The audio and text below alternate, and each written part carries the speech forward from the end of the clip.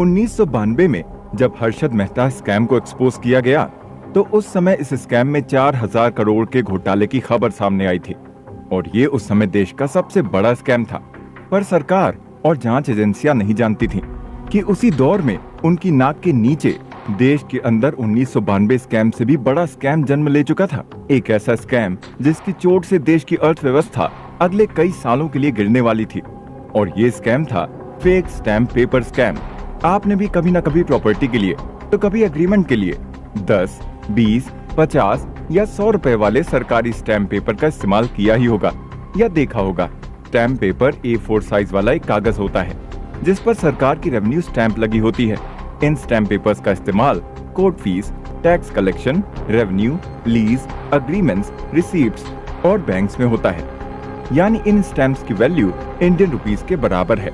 आपको कोई प्रॉपर्टी की विल बनवानी है, कोई एग्रीमेंट साइन करवाना है, कोई बिजनेस डील साइन करनी है, इस तरह के सभी काम स्टैम्प पेपर पर किए जाते हैं क्योंकि स्टैम्प पेपर पर लिखने से वो डील या एग्रीमेंट लीगल एविडेंस बन जाते हैं और इन्हें आप कोर्ट, बैंक या सरकारी दफ्तरों में दिखा सकते हैं। जबकि नॉर्मल कागज पर हुआ कोई एग्रीमेंट कोर्ट या किसी सरकारी दफ्तर में मान्य नहीं होता। स्टैम्प पेपर का सिस्टम इंडिया में लाने वाले अंग्रेज थे, लेकिन अंग्रेजों के जाने के बाद भी गवर्नमेंट और लीगल वर्क के लिए ये स्टैम्प पेपर देश में इस्तेमाल हो रहे थे।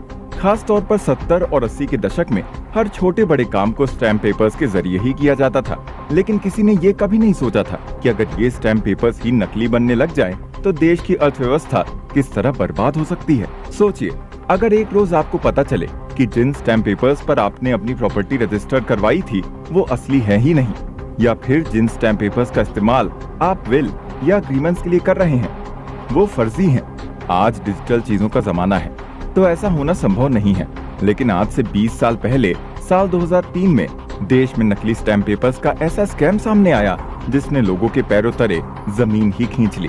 फेक स्टैम्प पेपर्स का ये स्कैम 1992 के हर्षद मेहता स्कैम से भी कई गुना बड़ा था, जिसने पुलिस, सरकारी ऑफिसर्स और पॉलिटिकल पार्टीज सभी के काले चिट्ठे खोल कर रख दिए थे।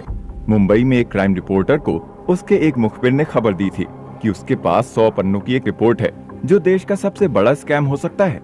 जिसके बाद जब इस स्कैम की इन्वेस्टिगेशन हुई तो 50, 100 वाले ही नहीं 25 से 50 हजार वाले नकली स्टैम्प पेपर भी मिले जो बैंक, PSU और कोर्ट तक में सर्कुलेट हो चुके थे।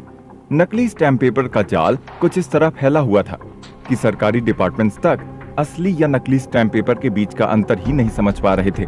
इसलिए नकली स्टैम्प पेपर का ये धंधा बिना रोक टोक 11 साल तक देश में चलता रहा। जब इस केस की तहकीकात शुरू हुई थी तब भी किसी को इस बात का अंदाजा नहीं था कि नकली स्टैम्प पेपर्स का ये स्कैम 1, 2 या 5 हजार नहीं बल्कि 20,000 करोड़ का था। जी हाँ, अगर 2 के पीछे 10 जीरो लगाए जाएं, तब 20,000 करोड़ बनता है और तेलगी तब ये सभी कैश की गिनती बोरियों के नंबर से करता था।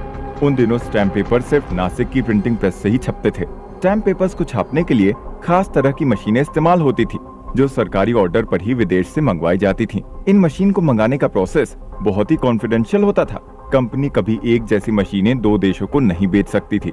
इन प्रिंटिंग मशीन में खास तरह की स्याही और फॉन्ट का इस्तेमाल होता था जिसकी वजह से इनकी कॉपी कर पाना नामुमकिन था। वहीं सरकारी दस्तावेजों के रूप में इस्तेमाल होने की वजह से स्टैम्प पेपर्स की कीमत भारतीय नोटों जितनी ही थी। हाँ, लेकिन भारतीय नोटों की तुलना में स्टैम्प पेपर्स में सिक्योरिटी फीचर्स कम थे जिसकी वजह से इन्हें कॉपी करना आसान था। पर क्या ये हैरानी की बात नहीं थी कि देश के सरकारी विभागों से लेकर कोर्ट तक में 11 साल तक नकली स्टैम्प पेपर इस्तेमाल होते रहे और किसी को इसकी भनक तक नहीं लगी।